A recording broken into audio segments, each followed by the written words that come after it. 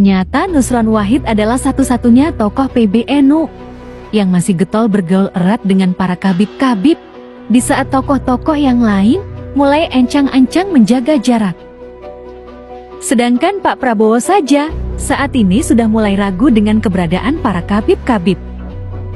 Semua ini terungkap lewat pengakuan seorang Muhaimin Iskandar. Terbongkar ternyata Pak Prabowo meragukan para Habib-Habib Ba'alawi. Terbongkar melalui ucapan Caimin, teman-teman semua. Mari kita lihat dulu videonya seperti apa dan menyindir Nusron Wahid juga mengenai kedekatannya dengan para Habib-Habib Ba'alawi. Mari kita lihat videonya. Ternyata Nusron Wahid adalah satu-satunya tokoh PBNU yang masih getol bergaul erat dengan para kabib-kabib, di saat tokoh-tokoh yang lain mulai encang-encang menjaga jarak. Sedangkan Pak Prabowo saja saat ini sudah mulai ragu dengan keberadaan para kabib-kabib. Semua ini terungkap lewat pengakuan seorang Muhaimin Iskandar saat merosting Nusron Wahid.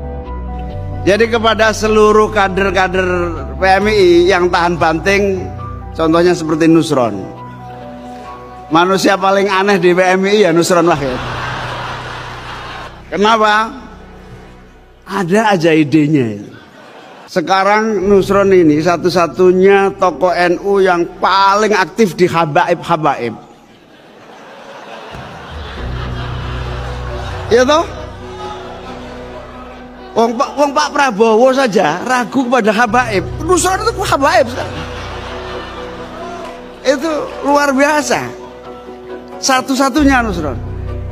Terus kiai-kiai itu sudah nggak begitu banyak dalil. Nusron dalil terus sekarang. Kalau sudah Nusron dalil, nah kita tunggu apa yang akan terjadi.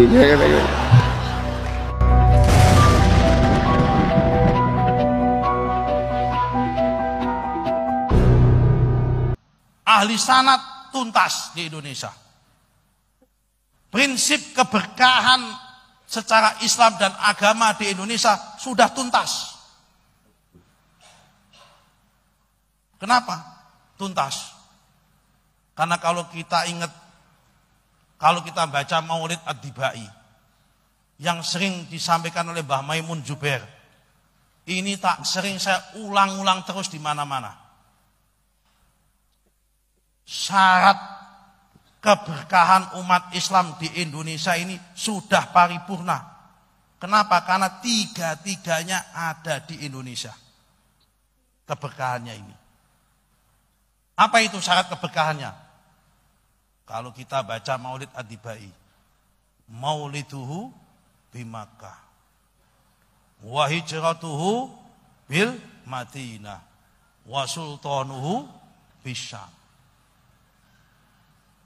Mauliduhu bimakkah, lahirnya Kanjeng Nabi ada di kota Mekah. Syarat umat Islam berkah di Indonesia karena ada Makkah. Mekah ini simbol. Mekah ini simbol karena kota Mekah itu ada yang punya. Setiap kota mesti ono pundene. Ono danyang. Oke. Pundene kota Kudus itu Sunan Mbah Ja'far Shadiq. Sundene wong Mejobo Mbah Suryo. Sundene wong Colo Mbah Sunan. Pundene wong Demak Sunan Kalijogo. Sundene wong Jepara Ratu Kalinyamatan Sultan Hadirin. Pundene wong Pati Pangeran Praglopati. Pundene wong Kajen Mbah Mutamakin. Ngoten kan?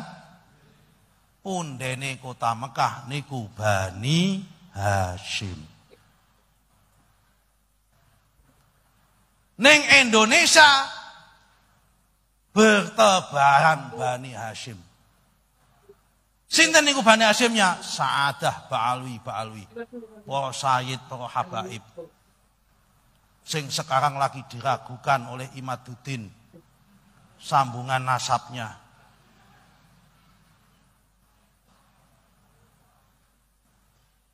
Bagaimana Mas? Kalau saya pribadi punya pendapat barang siapa wong sing biasane rajin maca selawat, wong sing gaene rajin nyebut namane Kanjeng Nabi, wong sing biasa rajin melafalkan kalimat Nabi, sing biasa nyebut Kanjeng Nabi, sing biasa mencintai Kanjeng Nabi, sing biasa merindukan Kanjeng Nabi, Ya. insya Allah orang itu dicintai dan dirindukan oleh Kanjeng Nabi. Ya. Dan saya yakin kalau ada orang yang mencintai Kanjeng Nabi, begitu dia memegang sesuatu, pasti sudah terasa ini ada darah Nabi atau tidak. Kita mencintai istri kita, mencintai pacar kita, baru jarak jauh itu kita udah tahu baunya parfumnya istri kita. Mosok saiki ngaku mencintai Kanjeng Nabi, tapi tidak bisa merasakan di mana di situ ada baunya darahnya Rasulullah Shallallahu Alaihi Wasallam. Semono ae Pak. Jadi nggak usah dibuat polemik jauh-jauh itu. Oke. Iya. Tapi apa cukup pegangan sama Sa'adah Ba'alwi? Enggak cukup. Ditambah yang nomor 2. Apa itu yang nomor 2? Wa hijratuhu bil Madinah. Hijrah Kanjeng Nabi di kota pundene Madinah sinten? Pundene Madinah sinten? Danyange Madinah sinten? Danyange Madinah menika sahabat Ansor. Saking istimewanya sahabat Ansor, Kanjeng Nabi nate ngendika, man ahabbal Ansor ahabbahullah, wa man abghadal Ansor abghadahullah. Sing sapa wonge mencintai Ansor, Allah mencintainya. Sing sapa wonge membenci Ansor, Allah membencinya. Muncul pertanyaan, Pak, ini GP Ansor apa GP sahabat sing Ansor biyen Pak iki Pak? Ini kan kudu jelas toh ya. Apakah Banser dan GP Ansor itu bagian dari dalil ini apa tidak? Ngoten kan? Sudah tidak ada sahabat Ansor, diganti tabi'in. Sudah tidak ada tabi'in, diganti ulama-ulama Nabawi, ulama-ulama Al-Madani. Iya. Ulama-ulama Al-Madani membuat fatwa kumpul dalam Majmu' Fatawa Al-Madani. Di situ diterangkan, man a'ana wa a'azza wa nasara ala dinillahi fahuwa ansor ila yaumil qiyamah. Sing sapa wonge menolong, memuliakan dan membantu perjuangan agama Allah, maka orang tersebut disebut ansor sampai hari kiamat. Dalam dalil ini GP Ansor masuk bagian dari sahabat Ansor. Ulama-ulama lokal, ulama-ulama Al-Madani, Mbah Yai Sa'roni, Mbah Yai Ma'ruf Asnawi, Mbah Yai Ma'ruf Irsyad, Mbah Kiai Ulin Nuha, dan kiai-kiai ini masuk kategori Al-Madani ini. Jadi ulama lokal itu masuk kategori wa hijratuhu bil Madinah. Nomor 3. Wa sultanuhu bisyam. Syam sekarang berubah menjadi Syria. Ibu kotanya Damaskus. Hari ini konflik, juga punya punden, punya danyang. Pundene Syam adalah Sayyidina Muawiyah. Sayyidina Muawiyah ini adalah seorang khalifah, penggantinya Sayyidina Hasan. Sayyidina Hasan menggantikan Sayyidina Ali cuma 6 bulan. Kemudian perdamaian diserahkan sama Sayyidina Muawiyah.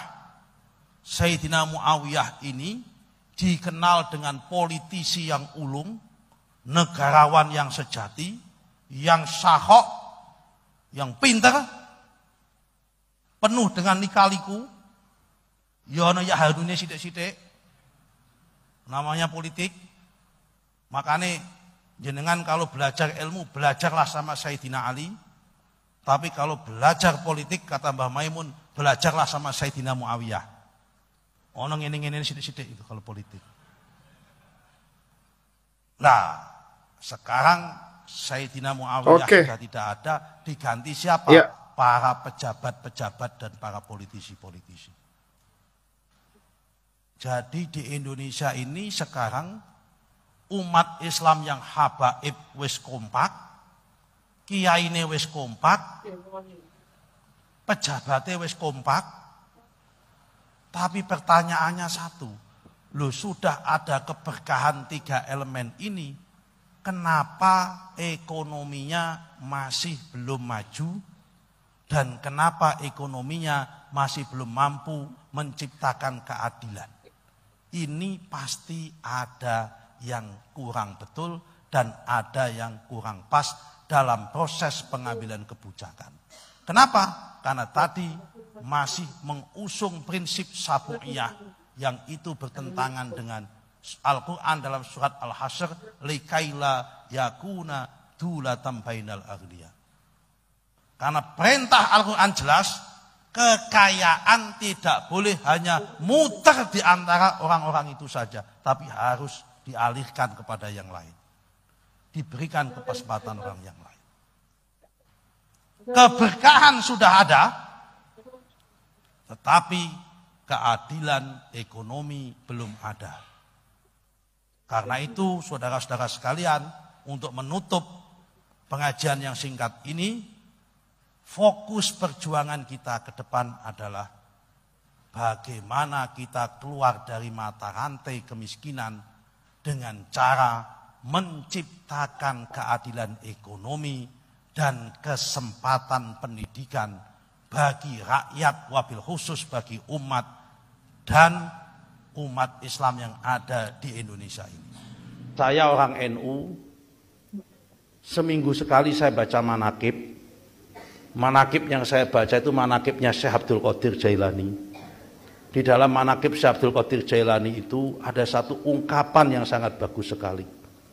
Yang itu menjadi panduan kita bersama untuk melangkah. Apa manaqibnya isinya?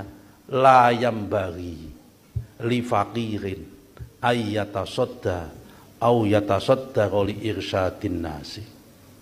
Ini kalau kita ngaji di masjid atau di pesantren dulu, maknanya kira-kira begini. Layam banggi ora prayoga, li fakirin kedue menuso. Ayyatasodda kal en yento mempunyai duwe karep, au yatasoddaro utawa keinginan.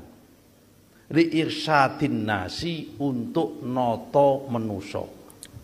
Jadi kalau di makna bebasnya, menurut bahasanya Pak Kacung Marijan tadi, syarat mutlak, perangkat mutlak untuk menata, mencapai kesejahteraan manusia itu ada 3. Illa an a'tahu ilmal ulama. Yang pertama adalah ada ilmal ulama di sini. Nomor 2 ya ini, ilmal ulama tempatnya di mana? Di pesantren. Ilmal ulama. Yang nomor 2, wa hikmatal hukama. Hikmatal hukama itu pelaksana kebijakan. Pelaksana kebijakan itu teknokrat. Dokter, insinyur, ahli elektro, kayak Pak Nuh sama Pak Yazidi orang elektro. Ahli teknik kimia, akuntansi, farmasi, apalagi hukum, keperawatan, itu masuk hikmatal hukama. Hikmatal hukama tempatnya di kampus. Hikmatul Hukama. Tempatnya adanya di kampus. Hikmatul Hukama di bidang kedokteran ya kampusnya Fakultas Kedokteran. Tidak mungkin Hikmatul Hukama di bidang kedokteran diambilkan dari mahasiswa Fakultas Usuluddin, nggak mungkin. Yang ada nggak jadi ngobatin orang usul terus kan Usuluddin nanti. Nggak mungkin. Kalau kita Hikmatul Hukama di bidang pertanian, ya lahirnya dari anak teknologi pertanian, anak Fateta. Tidak mungkin dari Fakultas Ilmu Hadis atau Mustalah Hadis, nanti jalurnya lain lagi. Nah ini saudara-saudara itu harus mempersiapkan diri menjadi Hikmatul Hukama tadi. Lah Hikmatul Hukama itu biasanya orangnya pinter, IPK-nya 3,5. Biasanya tinggi-tinggi yang Hikmatul Hukama itu. Karena kalau IPK-nya di bawah 3,0 itu biasanya kalau nggak jadi pengusaha kayak Pak Amal begitu mesti IPK-nya rendah. Menjadi pengusaha itu bukan berarti bodoh, tidak. Memang otaknya fokusnya ke sana. Nah, yang nomor 3, wasiyasatul muluk adalah menjadi politisi. Kayak saya ini, menjadi politisi. Nah, biasa jadi politisi, IPK-nya 3,0 semua itu kalau nggak politisi, ya aktivis jadi pedagang. Bukan berarti politisi itu bodoh, tidak. Karena memang otaknya ada di sana, fokusnya itu. Adapun kalau ada kemudian menjadi politisi, kok IPK-nya waktu kuliah tinggi, itu bonus. Tapi rata-rata yang IPK-nya tinggi itu rata-rata menjadi Hikmatul Hukama. Sampean tanya Pak No, Pak Yazidi pasti IPK-nya 3,6, 3,7, 3,8. Ya kan? Saya juga sama 3,6, 3,7, 3,8 juga. Tapi saya lebih memilih senang jadi politisi. Tapi sebagian besar yang jadi pedagang, aktivis LSM, sama menjadi ekonom, kemudian menjadi pedagang atau menjadi politisi itu rata-rata IPK-nya 3, ke bawah. Agak berlebihan Kiai Banten yang melaporkan Mahesa Al-Bantani ke pihak kepolisian, teman-teman. Sudahlah tidak ada kontribusi apa-apa terhadap masyarakat Banten yang lahannya hancur lebur oleh PIK 2. Tapi ya mau gimana lagi teman-teman semua, ini adalah negara Konoha, semua bisa dibeli dengan uang. Oke, sekian, assalamualaikum.